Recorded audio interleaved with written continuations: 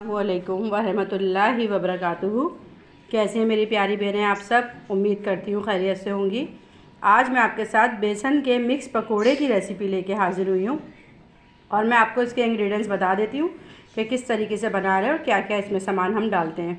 अच्छा, बेसन है मेरे पास, जो मैंने ये तकरीबन 1.5 से 2 घंटे इसको भिगोया था अजवाइन और ज़ीरा डाल के। जब हम मिक्स पकोड़े बनाएंगे कभी भी, ये आप उसके साथ प्याज वाले पकोड़े बनाती हैं सादे, तो अजवाइन और ज़ीरा डाल के जो है आप बेसन को भिगोया करें, ताकि फ्लेवर जो है उसका बेसन के अंदर जो है ना ज़ीरा और अजवाइन का खूब अच्छे से खुल के आ जाए। और इसमें तकरीबन मैंने अच्छा खासा जो पुदीना है वो काट के डाल दिया है बेसन के अंदर, ठीक है। और साबुत धनिया है, क्योंकि ऑलरेडी मैं अंदर बेसन में डाल चुकी हूँ, इस वक्त मैं थोड़ा कम डालूँगी। नमक 2 टेस्ट और कुटी हुई मिर्चें, ठीक है। अजवाइन, ज़ीरा, साबुत धनिया इसमें मैं ऐड कर चुकी थी और ये पुदीना आपके सामने दिखाई दे रहा है, ठीक है। उसके बाद मिक्स वेजिटेबल बताऊं किस तरह कटिंग करनी होती है, जो एकदम क्रंची और बाज़ार के जैसे पकोड़े आते हैं ना, वो मैं आपको बताती हूँ। देखिए, बंद गोभी है, आलू है, गाजर है, प्याज है, हरी मिर्चें हैं। अच्छा, ये वेजिटेबल की क्वांटिटी जितने आपके घर में पकोड़े बनते हैं उस हिसाब से आप कम बढ़ कर सकती हैं, पर इसकी कटिंग बताऊँ, कुछ बहनें बहुत बारीक कटिंग कर देती हैं सब्ज़ी को ना। आप जितना बारीक कटिंग करेंगी पकोड़े आपके अंदर से उतने हार्ड होंगे। और अगर आपकी कटिंग देखें इस तरह से थोड़ी मोटी मोटी होगी ना, देखिए तमाम वेजिटेबल्स मेरी बहुत बारीक नहीं है और ना ही बहुत मोटी है, दरमियानी है। पोटैटो भी देखें, आलू देखें किस तरह कटा हुआ है, बंद गोभी भी बहुत बारीक नहीं, हरी मिर्ची भी, हर चीज़ दरमियानी रखें, बहुत बारीक नहीं कीजिएगा। अगर आप बहुत बारीक सब्ज़ी काटेंगे तो आपके पकोड़े लच्छेदार नहीं बनेंगे, ना क्रंची होंगे। अगर आपकी वेजिटेबल्स और ये सब अच्छे से कटिंग हुआ होगा, थोड़ा मोटा मोटा, जिस तरह बाज़ार के खाते हैं क्रंची से, मोटे अच्छे से ना क्रिस्पी से पकोड़े होते हैं, और प्याज का फ्लेवर अलग आ रहा होता है तो सब्जियों का अलग आ रहा होता है, उसी तरह आपका फ्लेवर आएगा। जब आप बहुत ज़्यादा बारीक कटिंग कर देंगी ना, वो तमाम चीज़ें इतना पानी छोड़ेंगी, वो सबका फ्लेवर गड़बड़ हो जाता है, मज़ा नहीं आता।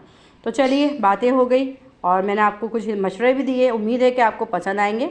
अब हम अपनी रेसिपी बनाना स्टार्ट करते हैं। सबसे पहले बेसन में मैं तमाम मसाले ऐड कर देती हूँ। नमक, साबुत धनिया और कुटी हुई मिर्चें, ये डाल के अब हम बस इसको मिक्स करेंगे।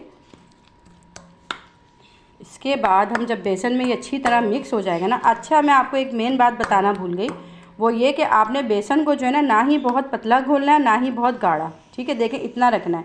अगर आपने बहुत गाढ़ा घोला तब भी अच्छा नहीं, और बहुत पतला किया तो भी नहीं, दरमियाना रखना है आपने, लिक्विड के इतना कि आप अपने हाथ से उठा सकें पकौड़ों को।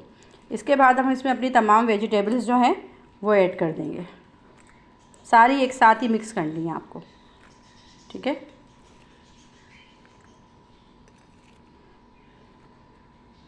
खूब अच्छे से मिक्स कर लेंगे इसको हम हाथ की मदद से।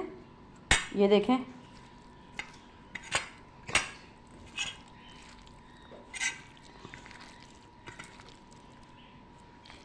बेसन बहुत ज़्यादा इसमें नहीं लगाते, जितना ज़्यादा बेसन होगा तो सब्ज़ी उतनी क्रंची फ्राई नहीं होती। बस देखें, इस तरह आपने रखना है कि इसके ऊपर देखें ये बेसन टच होता जा रहा है, ये देख रही हैं आप, बस इतना।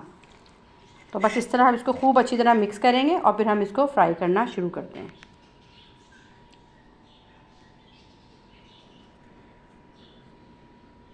ये देखें, पकोड़ों में तमाम वेजिटेबल, तमाम मसाले देखें खूब अच्छी तरह मिक्स कर लिए, लेकिन आपको डिप नज़र नहीं आ रहे होंगे कि बेसन में डिप नहीं है, ठीक है। इसको डिप नहीं करना है, अगर आप बहुत डिप कर देंगी तो बहुत ठस हो जाएंगे। मैं आपको बार बार बता रही हूँ, पकोड़े लगते ही अच्छे ऐसे हैं कि क्रंची से हों। अच्छा, ऑयल मेरा तकरीबन गर्म हो चुका है। अब मैं इसके अंदर ये जो पकोड़े हैं ये स्लो आँच पे हाथ से अच्छी तरह दबा के ना बाइंड करना है, देखें इस तरह। फिर मैं इसे कढ़ाई में डालती जाऊंगी, हल्के हल्के आपने रखना है और चलाना बिल्कुल नहीं है।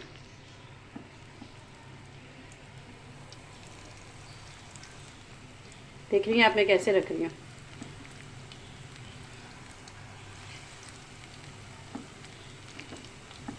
और ये बहुत मज़ेदार होते हैं। और जो पुदीने की चटनी होती है ना, इसमें जो मैंने पुदीना ऐड किया है, आप यकीन करें इसका कितना डिफरेंट फ्लेवर आएगा जब आप लोग भी ट्राई करेंगे। और सबसे बड़ी बात है, हाजमे के लिए बहुत अच्छा है, हाजमा आपका अच्छा रहेगा।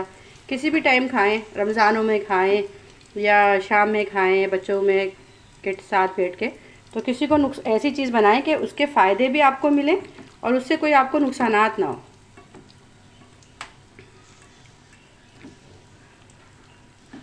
अच्छा, इस पकोड़े का मैं आपको बताऊं, जब हम इसे फ्राई करेंगे तो हम इसे बहुत स्लो आंच पे नहीं करते, हम इसे दरमियानी फ्लेम पे फ्राई करते हैं।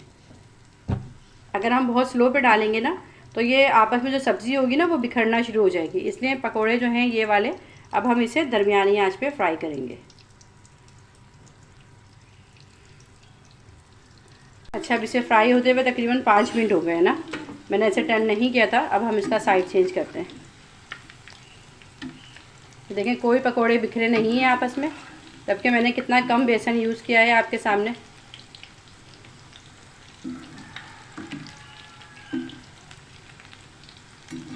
थोड़ा सा आपको इस टाइम संभालने की बस एक ट्रिक आनी चाहिए कि आपने इसको झटपट तेज़ तेज़ चम्मच नहीं हिलाना, ये नहीं करना। लेकिन जब इस तरीके से बना लेंगी ना आप इसको, और जब सब खाएंगे तो आपकी यकीनन तारीफ़ ही करेंगे सब, इंशाअल्लाह ताला।